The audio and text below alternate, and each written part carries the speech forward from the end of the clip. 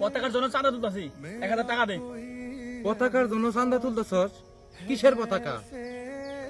Jersey দেখে বুঝছ না কিসের চাঁদা তুলি? ব্রাজিলের সাপোর্টাররা অনেক বড় পতাকা বানাইছে, এবার নিয়ত করছি আমরাও টাকা তুলে সবচেয়ে বড় পতাকা বানাবো, 80টার মধ্যে আমরা নাম করবো। আরেক দেশের পতাকার জন্য তোরা চাঁদা তুলতেছস? কই নিজের দেশের পতাকার জন্য চাঁদা তুলতে তোদের তো কোনোদিন দেখি নাই।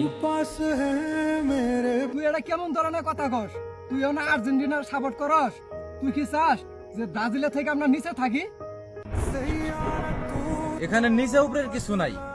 আমি কিন্তু ওই দেশটারে সাপোর্ট করি না, খেলা দেখি ভাল লাগে তাই ওই দলটারে সাপোর্ট করি।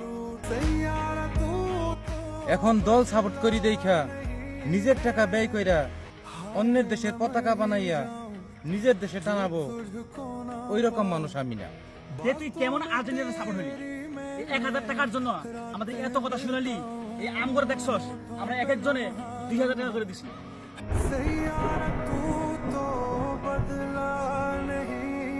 এক একজনে 2000 টাকা করে দিতেছস? আমাদের দেশে কিন্তু কোটি কোটি ফুটবল প্রেমী আছে, তারা যদি 1 টাকা 2 টাকা করে এই জার্সি আর পতাকার পিছনে খরচ করে তাহলে বুঝতে পারছস কত কত টাকা আমাদের দেশে খরচ হয়।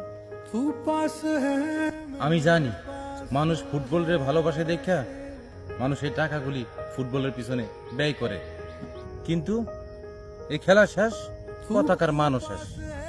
এক হিসেবে কিন্তু এটা একটা অপচয়।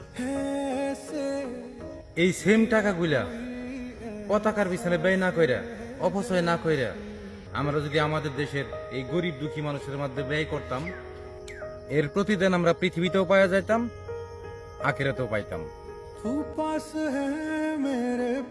এলাকার মধ্যে একটা লোক যে চিকিৎসার অভাবে ঘরের মধ্যে পড়ে থাকে, কই তোদেরকে তো দেখি না।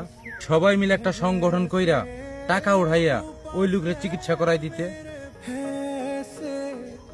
দেখ তোরা একটা খারাপ কাজ করতে যা, কিছু লোক উপজাইছে তোদের পিছনে টাকা খরচ করবো, আবার তোরা একটা ভালো কাজ করতে যা, পকেটে টাকা থাকেও না করবো।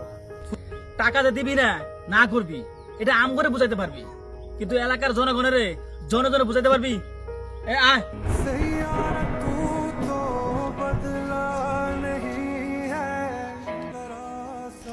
বাবারা আজকে কোনো কাজ পাই নাই, কটা টাকা দিবা, এগুলো কিছু খাইতাম। টাকা আজকে মন মাস কিন্তু খারাপ আছে, এখানে তো টাকা আছে, সব আমার হিসাবের টাকা। সরেন। अभी कुछ पल बाकी है मेरे पास।